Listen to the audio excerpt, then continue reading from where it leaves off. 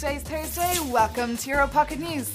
In today's news, we will contemplate the latest situation in Darfur and a giant jamming session in Poland.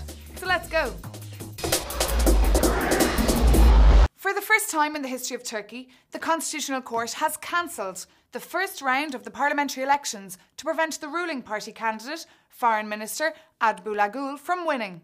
The decision has provoked an unexpected reaction, and the representatives of the army have had to present themselves as an alternative to govern. Now, the team of the Turkish president has proposed to postpone elections till the 24th of June. How come controversy and Turkey always seem to appear in the same context? Should the European Union now react to form a solution? The European Union has given an ultimatum to Darfur. The EU is ready to make a drastic move, according to Finnish diplomat Pekka Haavisto. But according to European paper EU Observer, Europe has said this 54 times. The conflict has been going on since 2003, and the last 12 months have been the worst, with Sudan breaking all its promises to the UN.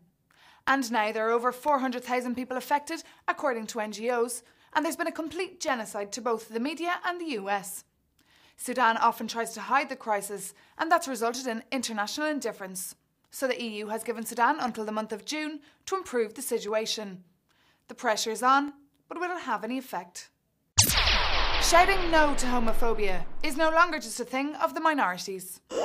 The European Parliament has just passed a motion that condemns discriminative comments made by members of political or religious groups against homosexuals. The proposal, initiated by groups on the left, drew attention to Poland's Minister for Education, who was shot to fame for his fundamental ideas against abortion, homosexuals and Muslims. And I agree with the Parliament's decision. But what about equal rights for gays in the working world? When will they legislate that?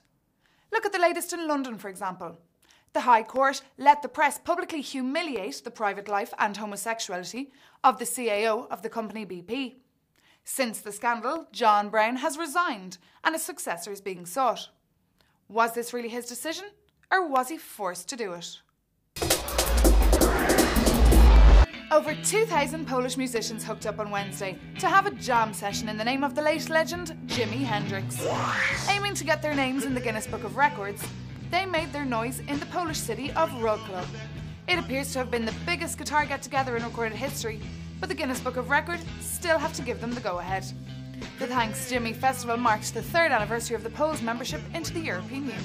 And finally, did you know that the average male produces about 50 kilograms of carbon dioxide during their cremation?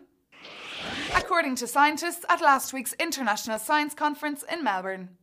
So Professor Roger Short is calling for an end to cremations, saying the environmental cost of burning a body and a wooden coffin is huge.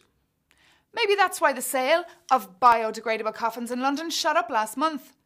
We can help fight against climate change by fertilising our favourite tree instead. So it would mean our dead bodies would be put into a cardboard coffin or a Hessian sack and then burnt up against a tree in order to help its growth. No comment.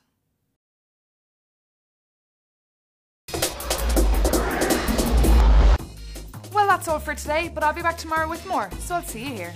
Bye-bye.